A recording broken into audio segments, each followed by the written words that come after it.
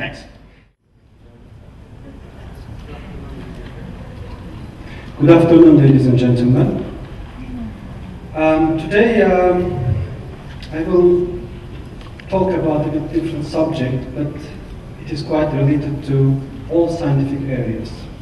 My name is Tamer Yandayan. I am from National Meteorology Institute of Turkey. My colleague Ahmet Dahlar is from National Meteorology Institute of Malaysia. Today we will give you some information in meteorology and also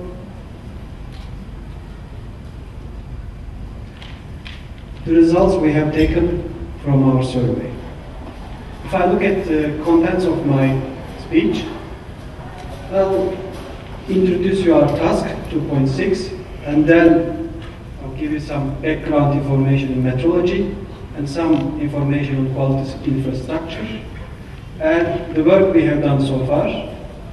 And to be a background for my colleague's speech, I will also talk about some scientific meteorology and meteorology research and European Meteorology Research Program.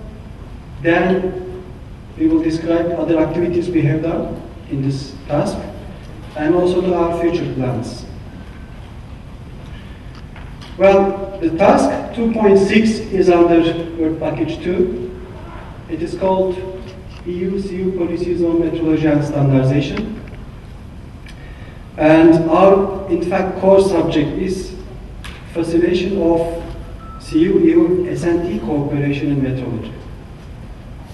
So let me start first saying meteorology, because that is really mixed sometimes with meteorology, but we do have measurement science.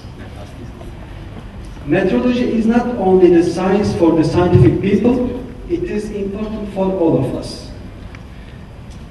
It is important for the engineers, it is important for when you buy fuels, you have to see what you pay for it, and it is important for trade. We will see more in detail on what's going on. If you look at meteorology for developed countries, it is very important for them because meteorology provides them a tool and because it allows them to go further in science and technology. Therefore, most of the governments, they have established their national meteorology research programs. What about for the developing countries? Well, it is more important because they cannot sell anything if they don't have a meteorology infrastructure in their country.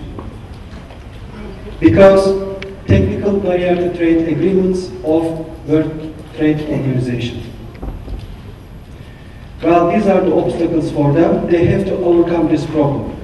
They may outsource such kind of facilities, but it is quite expensive in the long term. Well, let me give you one example from impact of meteorology.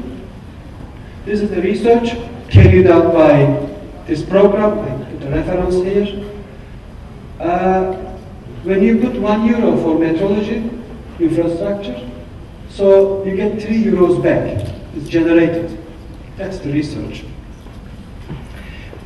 But in addition to that, you have also got another benefits from meteorology in health, safety, and environment. We will discuss this in a minute. Supplying required reference standards for the industry. The meteorology research is done for the new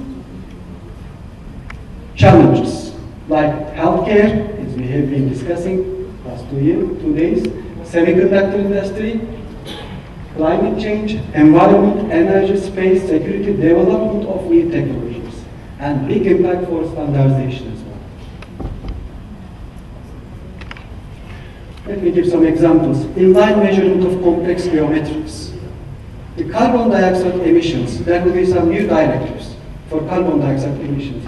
Now the companies are working to tighten the tolerances very well for these emissions. They have to work for this making new engines, making better engines.